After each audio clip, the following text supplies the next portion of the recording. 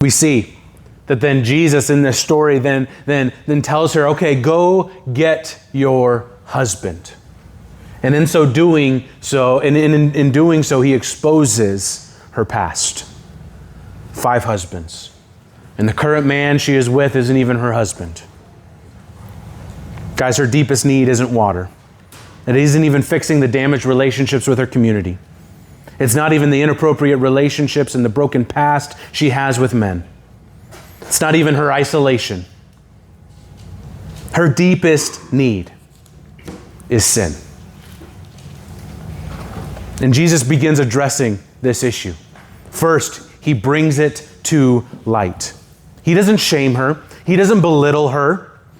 He doesn't speak down to her. He doesn't crush her under the weight of her sin.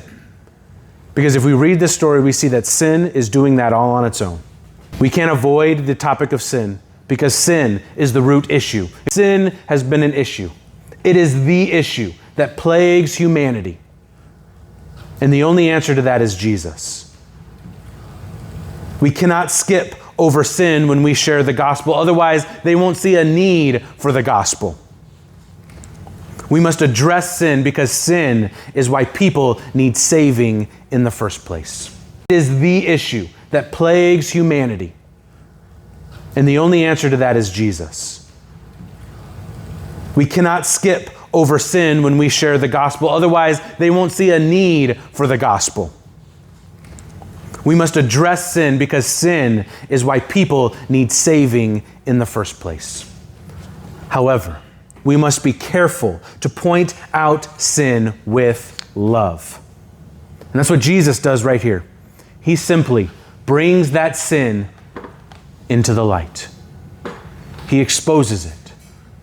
And while she probably feels awkward, while she probably feels guilt and shame, none of that guilt is coming from Jesus. None of that shame is coming from Jesus. He simply just brings it into the light. And so that's where you and I need to be careful. Because it is very easy for us to sit on our gospel Christian high horse and look down our nose at other people who are struggling with sin. My grandma had a phrase that she would say all the time, and I'm finding it more and more true in my own life. By the grace of God, there go I. It is only because of Jesus that I have anything to stand on.